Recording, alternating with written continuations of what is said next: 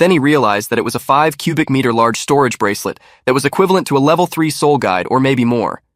He knew that a storage bracelet was considered to be most complicated at level 3, although its durability was not great because it was made up of steel. But that also meant that its difficulty was not decreased. If it was made up of metal, it could be considered the best among the level 3 soul guides. Both Yu Hao and Kai-Tu were qualified. The guy thanked them for participating in their tournament. Yu Hao and Kai-Tu got out of there. Yu Hao had a pure gold badge in his hand. It was given to someone who has passed Duskwater Alliance's qualification, and he was at number 71. Kai-Tu was at number 72. There was a red-haired person with rectangular-shaped spectacles standing with pride in front of them. He mocked them that a cripple and the big fool had finally come out. But he wondered why they had come out so quickly. He asked if they had given up after seeing their competitors. Kai-Tu called him a foul-mouthed idiot. Yu Hao realized that he could use that opportunity, but Kai-Tu didn't know what opportunity he was talking about. He moved his wheelchair in front of that person. His name was Mr. Juan. Juan called his act heroic and asked how he had dared to come towards him and if he knew who he was. Yu Hao didn't care who he was and stared into his eyes. Suddenly his head burst out blood and he fainted on the floor. Yu Hao queried if it was too much and told everyone not to worry, saying Juan was still alive. People gathered around and started questioning Yu Hao and Kai-Tu about where they had come from and how dare they were killing people around. Suddenly a giant monster came with blue light reflecting from him and asked everyone if they were planning to die. Everyone seemed very angry and asked if it was a soul guide. At that time, a man came wearing a white suit along with white boots and asked everyone to calm down. His name was Chen'an, and he was the supervisor of the Great Golden Hall. He queried about the situation around. Yu Hao looked at him and wondered if he should use him too. Chen'an looked around, and in the blink of an eye he saw everyone dead on the floor and their souls coming towards him. He got scared and didn't know what was happening. He was ready to fight with Yu Hao. But when he blinked again, everyone was standing around him and started to ask if he was okay. He requested to talk to Yu Hao and Kai-Tu in private. All three of them went into a room and sat on the sofas. He asked them where they were from. Yu Hao questioned if that was something he could be asking. He then raised his hand and showed him a spirit around blue lightning. Yu Hao said that it was the end of his life and it looked like he had it easy and ordered the soul to go and be purified. Yu Hao asked if he wanted to test him again, but he denied, saying that there was no need for it anymore. Yu Hao conveyed to him that he had to keep the two of them being there a secret, and he could not tell anyone at all as they were there for their own record, and it was nice to earn some money while claiming some rare metal for themselves. He further added to it that Chen'an and his people could also make some money at the same time, and it was possible only if they both reaped benefits at the same time. He also mentioned to re-educate his subordinates, and if someone tried to mess around with him or provoke him, he would have their spirits tortured. Chen'an told him not to worry, as he would restrain his subordinates to the best of their ability, and he would definitely adhere to his request, and they would not pass that on within the Duskwater Alliance, and everything would go according to Yu Hao's command. Yu Hao commented that it looked like he was the smart one. As Yu Hao and Kai-Tu were leaving, he said that they would not claim their money that day, and they would take everything when they returned. He held Chen'an responsible for converting his money into rare metals, and if he did everything properly, he would reward him after that contest was finished. Chen'an said that his wish was his command, and he would definitely follow his orders. As they both headed out, Kai-Tu asked Yu Hao what they were talking so mysteriously about. Yu Hao commented that they would talk about it when they got back, as it seemed like the trip of that day had a lot of harvesting. The second round of the Continental Young Elite Soul Masters tournament had finally come to an end, and 42 teams would advance to the third round. Among them, 32 teams would have a chance to advance to the round-robin stage, and that would depend on their performances in the third round. If they won, they could directly enter the round-robin stage. But even if they had lost, they would still stand a chance of securing a place in the next round with the points they had gained. After the first two rounds, some teams with weaker power, though qualified for the third round, had already begun to show signs of fatigue. Their members' injuries were considered a big challenge they would have to overcome in the following rounds. Back in the hotel, third senior brother Sanshi had started to lose sensation in his hand. Nanan yelled at him that even when knowing that his hands were unlucky, he still insisted on going onto the stage. Yu Hao asked if it was the Sun and Moon squad. Back then, they had easily defeated them even when they were still in the defeated team. 5 years had passed, and they had become much stronger, and there was no way they were going to fear them. But at that moment, they were still in the elimination round and not the final. If they had encountered them at that point, either they win or lose, it would be a huge energy drain. Xiao Xiao questioned Kai-Tu if they had to quit the game every time they encountered them. She was enthusiastic that they must not give up that easily.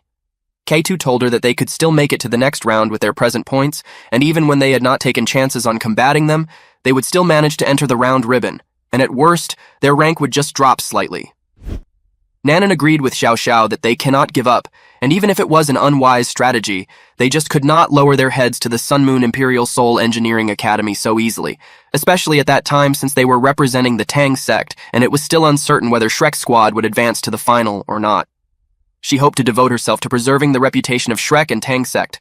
Sanchi agreed with her. She screamed at him again, calling him unlucky, and commanded him to get lost from there. Sanchi wanted to fight for the glory of Shrek and Tang sect too, and as long as everyone was willing to, they would try their best on it. Yu Hao thought that since everyone was so determined, there was no other way. Donger commented that she, second senior brother, third senior brother, fourth senior sister, and fifth senior sister, had also agreed with Nanan's thoughts. However, there was one thing they had yet to take into consideration. If they wanted to fight with all their strength, they would certainly run the risk of suffering heavy losses, and also they had no substitutes. She said that the glory of Shrek and Tang sect was not necessarily in that game. She also wanted to fight with all her might. But she was concerned that if one of them had gotten seriously injured in that game, they might face fatal risks. There was a blood field between them and the Sun and Moon squad. She understood Nanan, but for the time being, she was not in favor of risking their lives to fight against the Sun Moon squad. If they had abandoned the game, they would still be able to make it to the next round. Also, they would have plenty of time to rest and prepare themselves for the new challenges. She thought that it would be better for them to enter the round-robin stage in their most excellent state. Nanan disappointedly asked Donger if they had to let go of that glory. Donger explained to her that the real glory belonged to the final champion. She admitted that she had her own self-interest. She didn't want them to venture into the battle with the Sun and Moon squad for the sake of Yu Hao. He could only move his right hand then. She had been struggling with her conscience for a while before deciding to let him attend that tournament. He had become like that because of her, and she would never allow him to sustain any further injuries. She said to them if they still didn't change their minds and insisted on battling with the Sun Moon squad in that round, then she had nothing to say. But she had one request to let her be the first to go in the individual elimination battle. Nanan apologized to her saying that it was her fault for not taking that matter seriously. She also said that if they would encounter the Sun Moon squad again under any circumstances, even in the round-robin stage, no matter what Donger said, she would not give up and would definitely do her best to gain the victory. Donger started crying and hugged Nanan tightly and thanked her. The Sun and Moon Empire was in shock at how the Tang sect had abandoned the game with them. There was a girl who told her brother to stop deluding himself, but the guy was just relieved to hear that. The girl asked if they didn't even stand a chance of defeating them even if they had tried their best, and questioned where his confidence was gone. She felt very sorry for her brother. He kept his hand on her mouth and asked her to shut up as it was a secret. She thought he was trying to kill her to cover his tragic failure. Yu Hao and Kaitu returned back to the nighttime tournament. Chen'an welcomed them wholeheartedly. Yu Hao queried if he was done with the preparations he had asked him to make. Players would have a day off after the third round would end. It was also the day the Bright Capital City Young Elite Soul Masters Tournament of the Underground World would officially start. That was the first official round, and the trading session was still on the go. The bets could be made at any time. The question for that round was how to produce a rank 3 milk bottle. Milk bottle was one of the items that Soul Masters and Soul Engineers had to prepare. It was very common. However, how to produce it was still not a simple matter at all. Under the simple shell lies a highly complex internal structure, though it appeared to be a homogeneous core formation. In fact, it was the combination of two different formations. One was the gathering energy core formation, and the other was the storing energy core formation. There needed to be a precise connection between the two formations, and no deviation was permitted. Otherwise, milk bottles could turn into a bomb at any time. Yu Hao and Kaitu were done making it in minutes. Kaitu could not imagine how little brother had managed to drag it so slowly, and thought that concealing the true ability also required talent. Chen'an came and asked if that was a rank 3 milk bottle with the soul power capacity equivalent to a rank 4 milk bottle storage volume. He said that kind of device didn't only help the Soul Masters to cut down on the number of uses, but it also had higher efficiency. Though they called it a rank 3 soul tool, its features were much better than a rank 4 soul tool. He found it absolutely amazing. Yu Hao questioned if he had passed the round. Chen'an announced that both 71 and 72 had passed. He also announced that since they could make a tool with a surpassing rank, they would be exempted from the test in the next round. Yu Hao mentioned that the milk bottle was not for him, and he should not forget to continue helping him in collecting the rare metal. Chen'an lowered himself and said that he would fulfill all of his commands. On their way back, K2 asked Yu Hao if they could really put faith in that guy. He responded that the reason they were there was to consolidate his trust, and it didn't seem to be a big problem in the short term. He also said that deep in Chen'an's subconscious mind, he had been regarded as someone with a high status in the Holy Spirit cult, and until he was done digesting the benefits that they had given him, he would not cause any trouble. He suddenly stopped talking and started to think about something. K2 asked what was wrong. He replied that he suddenly had a feeling that something big was coming and it would be unfavorable to them. The spirit detection could not detect anything unusual. However, the anxiety still lingered within Yu Hao until midnight. The next morning, Yu Hao was sitting with Donger along with everyone else on the dining table. He said that there was nothing that happened, and the stuffy feelings from the previous day had disappeared. He asked Donger if he had thought too much about it. She replied to him that he was being a little bit sensitive. Meanwhile, someone knocked on the door and called out Donger's name to open it. Yu Hao queried if it was the fourth senior sister's voice, and it seemed like she had gone to draw lots. She asked if he was potty-mouthed. He wondered and thought why he would be potty-mouthed. Nanan came running from the door and hugged Donger tightly. She was crying and apologizing to Donger, but she didn't know why she was doing that. Donger tried to calm her down and asked what happened.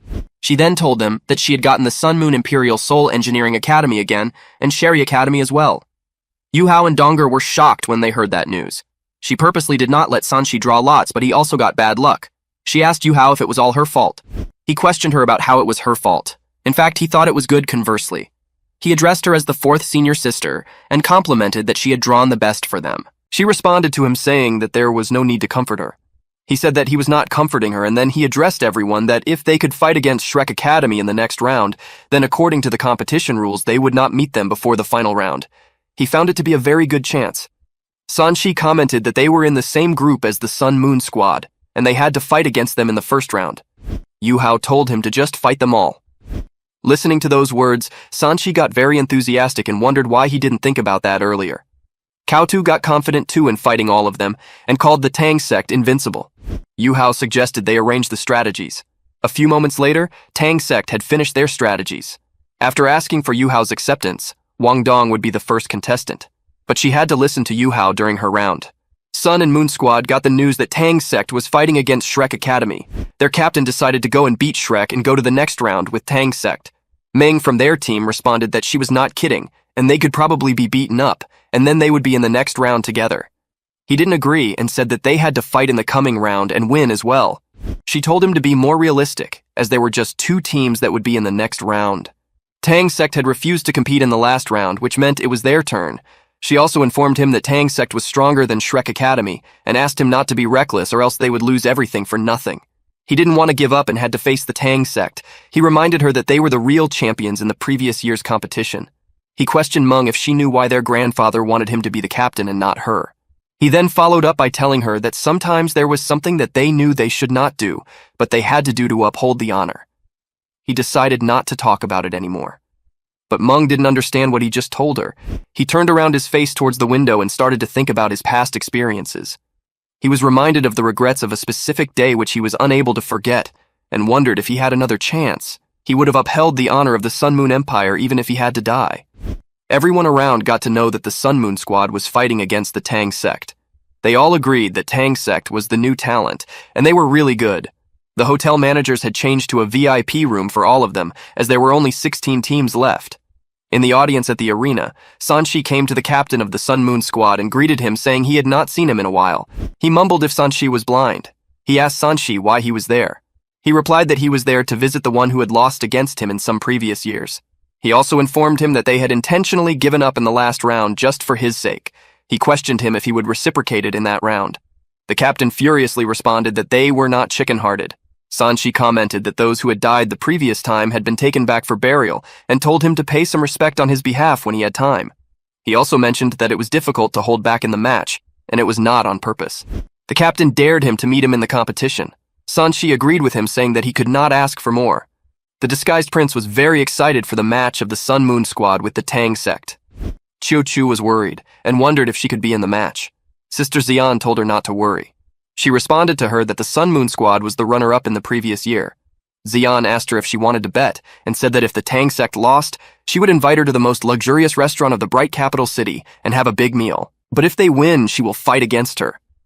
Chiu Chu laughed, saying not to play a joke and she was seeing a big meal coming. She responded that she had never played any jokes around.